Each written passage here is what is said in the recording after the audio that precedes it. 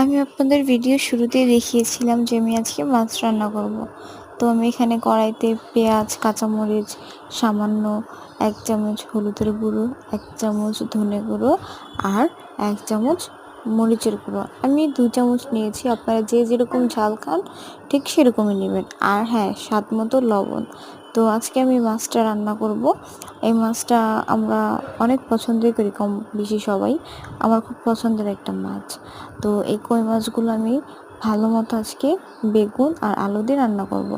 অবশ্যই দেখতে পারতেছেন আমি মশলাগুলো ভালো মতো কষিয়ে নিয়ে একটু পানি দিয়ে দিয়েছি মাছগুলো কষানোর জন্য।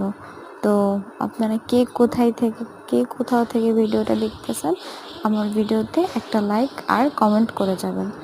আমার এখানে মাছগুলো কষানো হয়ে গিয়েছে, আমি এক এক করে মাছগুলো এখন তুলে নিব। তারপর আমি আমার সবজিগুলো তরকারিতে দিয়ে দিব।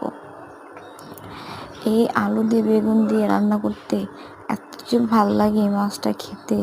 এই গাইস, মাছটা খেতে অনেক অনেক অনেক মজা। তো আমি বড় বড় দেখে কই মাছ এনেছিলাম। এই মাছগুলো যেরকম তেল ছিল, মানে জাস্ট ওয়াও গাইস, আপনারা রান্না করে খেলে বুঝবেন কতটা স্বাদ। তো আমার তরকারি কষানো হয়ে গিয়েছে, আমি পানি দিয়ে দিয়েছি। তো এখন আমার তরকারিতে বলকও চলে আসছে, আমার সবজিগুলো সিদ্ধও হয়ে গিয়েছে। এখন আমি এক এক করে মাছগুলো দিয়ে দিব। তারপর আমি একটু নাড়াচাড়া দিব গাইস। আর যদি বাসায় ধনেপাতা থাকে অবশ্যই তরকারিতে ধনেপাতা দিবেন, দেখবেন এতে স্মেলটা আরও ভালো আসবে। আমার বাসায় ছিল, তার জন্য আমি তরকারিতে ধনেপাতা দিয়েছিলাম। তরকারির স্মেলটা এত ভালো আসে ধনেপাতা দিলে, তা বলার মতো না। আল্লাহ হাফেজ।